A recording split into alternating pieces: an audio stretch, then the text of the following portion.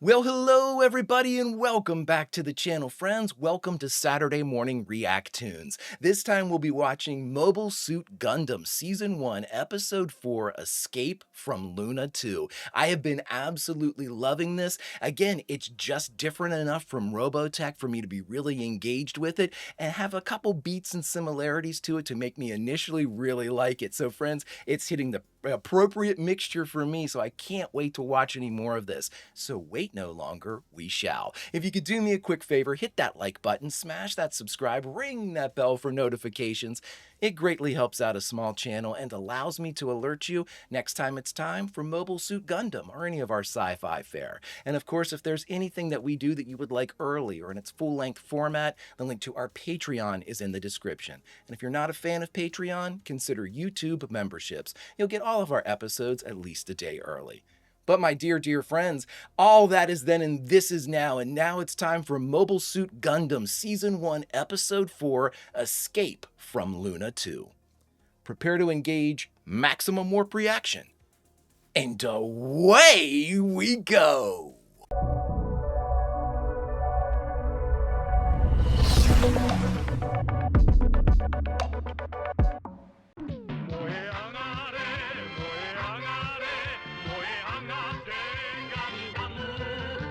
I am actually going to time and see how much we have with intros, previously ons, and exits to see how much we actually have of story. Because they're so good too, but these seem exceptionally short. I think that shows you how much I'm into this when I'm like, how much of this are we really getting? Like, I'm an investigative reporter. I'm going to get to the bottom of this. That shot where the Gundam or the mecha turns around and the gun's like right at the angle. So good. I mean, I love this one. Is so cool with the two like lightsabers on its back. Look at that thing, man. I kind of like the white, the blue, and the red scheme. Madagascar locked onto beacon. Docking speed maximum -2. Your attitude looks good. I like that. Are you ready to receive our troops? Pier number 2, ready! Secondary battle supplies will be loaded as soon as the Madagascar is docked. I like this crosstalk a lot. We have over 100 civilians with us. We barely made it out of Side 7 when it was attacked. We risked our lives trying to get to a Federation base, and now we can't even rest here? Really? My name is Joaquin, and I'm the Commandant of Luna 2. Okay. The evacuees are completely exhausted, sir. I'd like to find them a place to rest as soon as possible. We're tired. We've been defending ourselves against non-stop Xeon attacks. We can't take civilians on Luna 2 at this time. Why? Additionally, as per orders from Earth Federation headquarters, I must inform everyone that most of you here will be sent to Earth. Okay. The following people will be separated from the civilians. Bright Noah, Mirai Yashima. What is going on? Cadets and civilians have taken control of AAA classified technology, namely the advanced prototypes known as White Basin Gundam. This action was unauthorized and there will be a military court-martial. We were fighting for our lives. You don't even know what happened on Side 7, do you? I can't believe you're treating us like we're a bunch of criminals.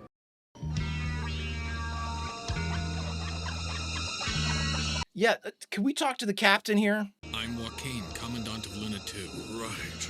And I'm a raging asshole. Yes, leave it all to me, Captain. You must rest well and recover, then we'll talk some more.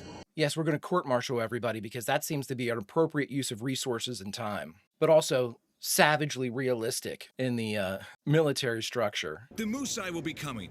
After what happened out there to us, I don't think the Red Comet will give up his attacks. To deactivate Gundam would... You're in no position to dictate our... Bring in the Comet. He could actually help us out here. You're an unqualified officer, and I can see why you might panic over this, Bright. Wow. He's not about to foolishly jeopardize himself or his crew, challenging Luna 2 with a small cruiser like the Musai. Let's check back in about 5 to 6 minutes, because the Commandant thinks he knows everything that's going on. They'll be on the other side waiting.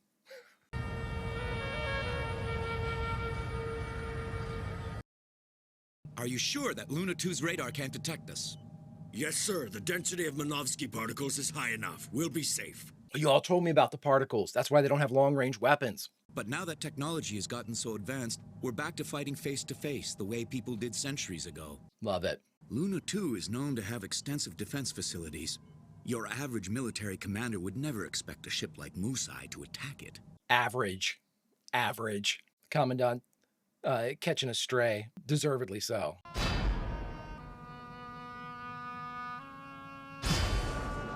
Yeah, we have this whole storyline. Sister and brother shit. It's been 10 years. No.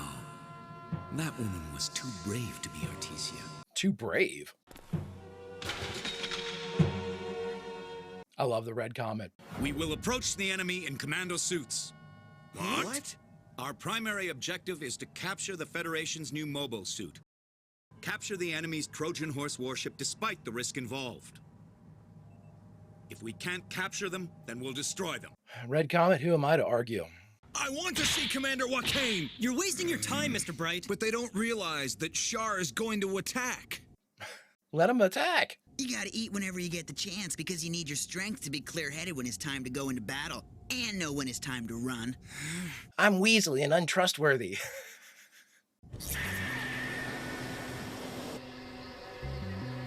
Look at this shit. My man is going across in like environmental suits. And he's leading from the front.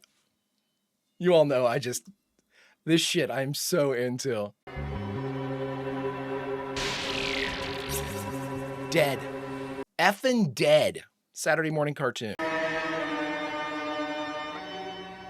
Just so badass. Look at that. Huh?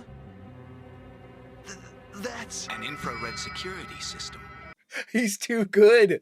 He's too good. But for the life of me, I still can't figure out what makes the Gundam so much better than the Zaku. Cause it's self-learning. Unlike any other mobile suit, the Gundam has the amazing capacity to keep all of its combat experience in memory. So what you're saying is that the more it fights, the better it gets in combat because it remembers what it did and becomes even smarter? That's right. It learns. Right, that's the definition. It's the reason that I can go up against a better fighter like Shar. Not because of any talent, but because of the self-learning capabilities of the Gundam's computer. Amuro, you've been doing a great job. I've been singing your praises, bud. I like the humility, but give yourself a little credit, bud. Damn! Maybe the power plant's been destroyed by a missile or something, huh? It's Shar! Give yourself credit for that too, Amuro. You knew he wasn't gonna stop. You fought him. How did the enemy sneak in under our radar? No, this asshole. The enemy is a special force equipped with commando suits. 6 minutes later. Huh, look at that! Of course! The power's been cut! Power's off, yep. Power lock has been disabled. Let's go! That should tell you what they're trying to do, too. Mirai, Sayla! Mr. Bright! Magellan, this is an emergency launch. I want you to clear the docking bay immediately. The Magellan's going out. But I'm sure the Commandant's got his hands full right now. Don't we have some, like, anybody underneath the Commandant that can also make, issue orders? Get everyone together right this minute. We're moving the white base out before the enemy gets to it. Amuro, work on freeing Gundam and join us. Right. Let's see, the enemy's going after the Gundam. The Commandant has had this thing secured and bolted down. Amuro, go get it. He's basically a kid and a civilian. Go. We're going to go the opposite direction. We saw him carrying it. We saw him carrying that whenever they're drifting across. It'll take you right out, bro. Exactly. Now, I wonder if this is the only exit, because they might be doing basically like a harbor deploy. The first boat out, they sink, and then you can't get out. You can't deploy anything else.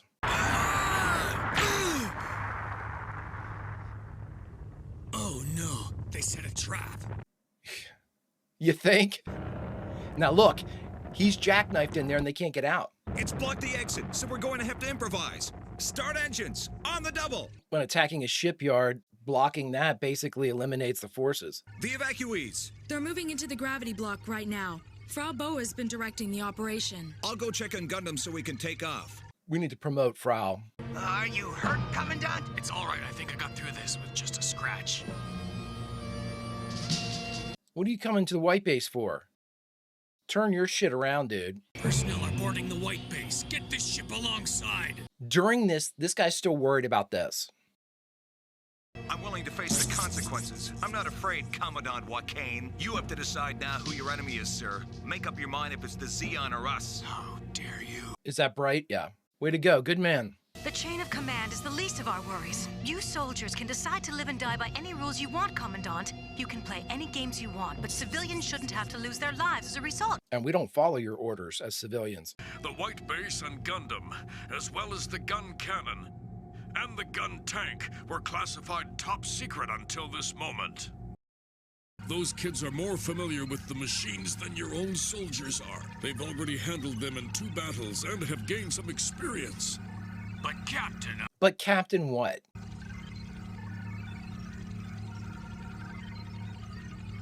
Yes, I understand. I'll do exactly what you say, Captain. Thank God the captain is at least awake. I love the launch where you stand on the catapult.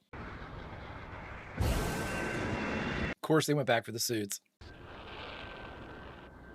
It's Char! You got him, kid. Take it easy.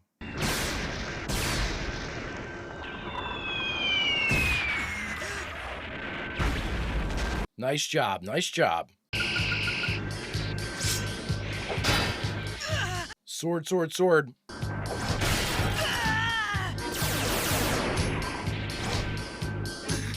I do like those little harassing guns on the head.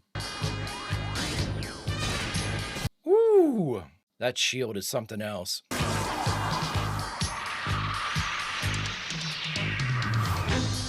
I gotta learn that guy's name. Blow that damn thing up. It's physically impossible for White Base to exit the port unless we destroy the Magellan.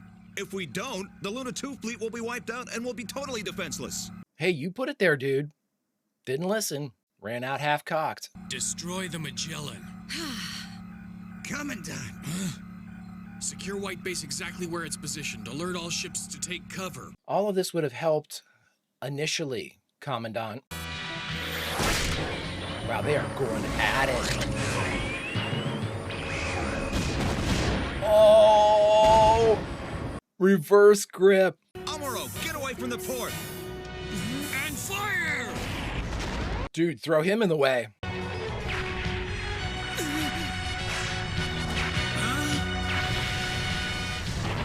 Woo! Oh, almost got you. Almost got you. That's Char. What kind of man is he? He's a hell of a fighter. You're tearing through those green ones, and he's going toe-to-toe with you, dude. Hey, Captain, we pulled it off, sir. Is he gone? Oh, shit. Oh, man. I knew that was coming. He was super hurt. There have been so many casualties, and now our war with the Zeon is getting more and more violent. We keep losing these people who have so much to teach us. It's a cruel time to be alive. I'll add to that cruelty with putting people in prison, imprisonment, and all kinds of... Oh, look at that.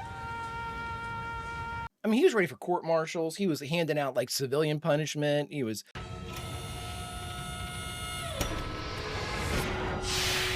We commit his body to the deep. Dad, where are you?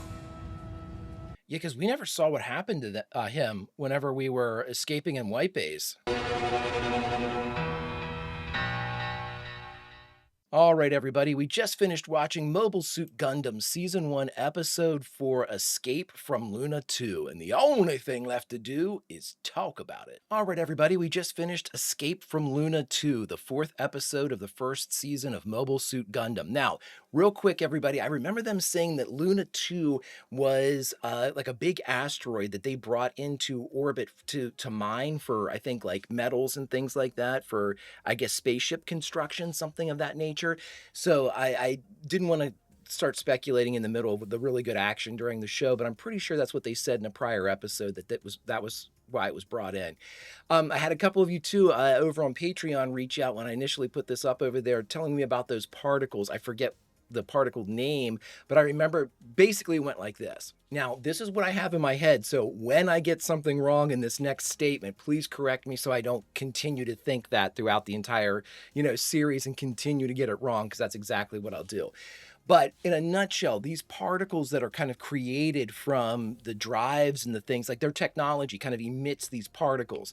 These particles prevent like long range warfare. I think, as it was explained to me, like any type of long range, like missile attacks, rockets, like lasers, these particles will basically act as a, in many ways, like a jammer or just sort of like an inhibitor. So you have to get close, and it basically turns everything, like they said in this one, back to like hand to hand, close quarter combat, which I think is incredibly cool. And also, I believe that you said that you all told me that the particles can actually mess with like radar and sensors and stuff like that. So it's not, you can't really pull, you have to be up close. It's almost like visual contact at some point. I might have the sensor readings wrong, but it seemed like they talked about that whenever Xeon was getting ready to attack. They were like, okay, we're sure, they can't see us. Oh, there's too many particles.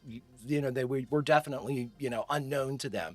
So it seemed like that was kind of prohibiting them from being able to be spotted. The Commandant was a huge prick, but a necessary, very necessary kind of component into this whole thing, because it was a reminder that the heroes that we have been watching, Amuro and Bright and all the people that are on the White Base, have either been elevated from positions that were not as prestigious, elevated to navigator and things like that, or they were just straight up civilians. They weren't in the military at all. And then we have a number of refugees aboard the ship that apparently, they couldn't take here at this base.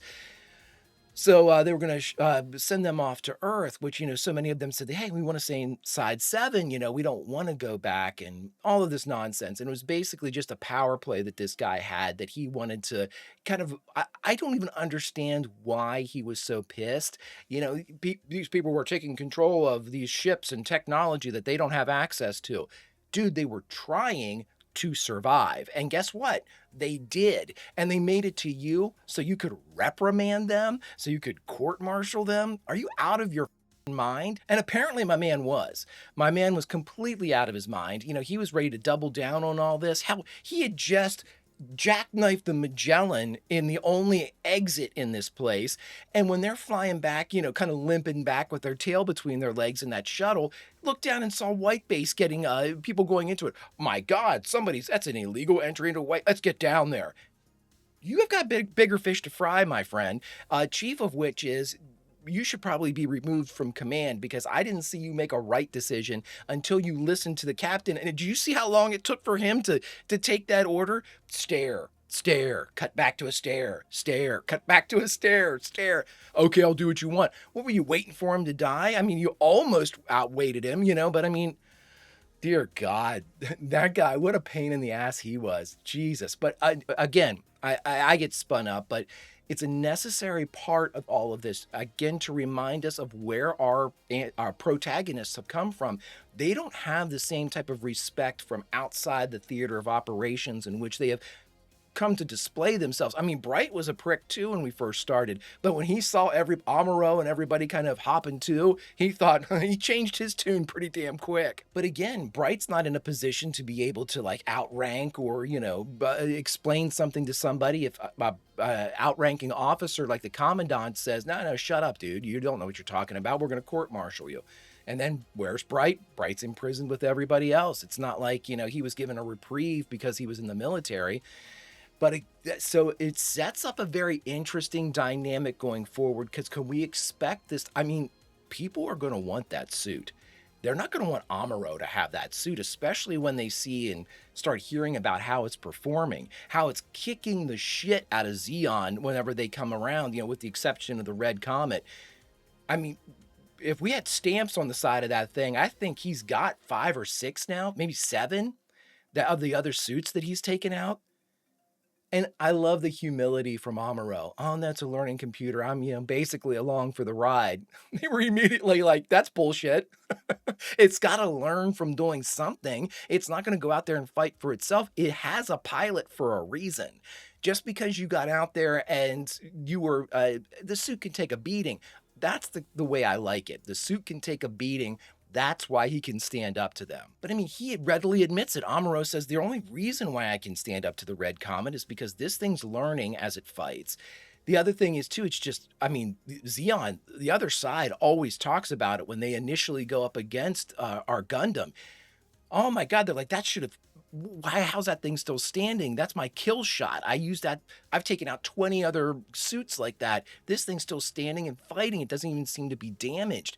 Whatever they built this suit out of, boy, oh boy, they better hope they have some more of it. This suit needs to be replicated toot sweet. But again, I think there was initially like 3 of them, and we saw 2 of them get destroyed. I think that's how it was. Like two of the flatbed trucks had almost identical looking mecha on it, but those, they didn't make it. I remember them tumbling down the hill and getting, blowing up, and Amuro got to this like last one. So if that's the case, and if like the blueprints and the prototypes and all that's been destroyed, the only way to really build another one is to reverse engineer it from the existing one we have. And considering there's a war going on, I don't think you want to take that thing out of service just to maybe potentially make another one. We might be looking at the only one for this war. Oh, well, I mean, make sure I have everything. And the captain. That's what I wanted to end with.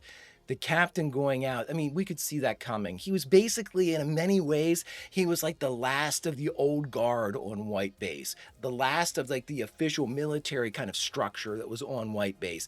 Not that everybody's doing whatever they want now and it's anarchy, not by any stretch of the imagination, but it's almost like with the captain, unlike like when we had Global in Robotech, he was there as a kind of a unifying force.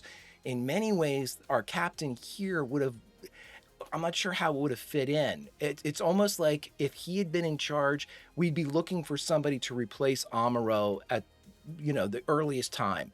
Somebody to replace all of the civilians and kind of lower ranking soldiers and military that had taken higher, more important positions aboard White Base. We have to get rid of the captain, unfortunately, because he's going to, rightly so, try to get more experienced personnel in there, protect the civilians, not put them in harm's way by being members of the military. But without him, though, we have Bright probably taking control now, and Bright knows the value of Amuro and everybody else. So that in and of itself lends us to continue this story. At least that's what I'm thinking. Friends, I am enjoying the hell out of this because it is incredibly realistic, great characterizations. We have political shit happening now. Oh, you spoil me with the vote, so I appreciate so much. Avatar and Mobile Suit Gundam. It is a riches. Cartoon riches, friends. Anime riches. I absolutely love it. Friends, if you could do me a favor, hit that like button, smash that subscribe, ring that bell for notifications. It greatly helps out a small channel and allows me to alert you next time it's time for a little Mobile Suit Gundam or any of our Saturday morning React tunes. And of course, if there's anything that we do that you would like early or in its full-length format, the link to our Patreon is in the description. And if you're not a fan of Patreon, consider YouTube memberships. You'll get all of our episodes at least a day early. But all that is then and this is now, my friends, and now unfortunately it's time to say goodbye from Mobile Suit Gundam. But where should we say goodbye from? What favored scene should we jump back into? Well, if I harken back to the title of this one, my friends, Escape from Luna 2. And I think that is there's a couple things going on there with that statement. Yes, there is the literal escape from Luna 2, but there's also the escape from this kind of patriarchal military complex Overwatch that we had. And now it seems more than ever before that our group might just be on its own. And that, friends, is a good place to be, especially when you begin to trust one another. Friends, until such time as we can continue this awesome journey, Vulcan roll, and I'll see you.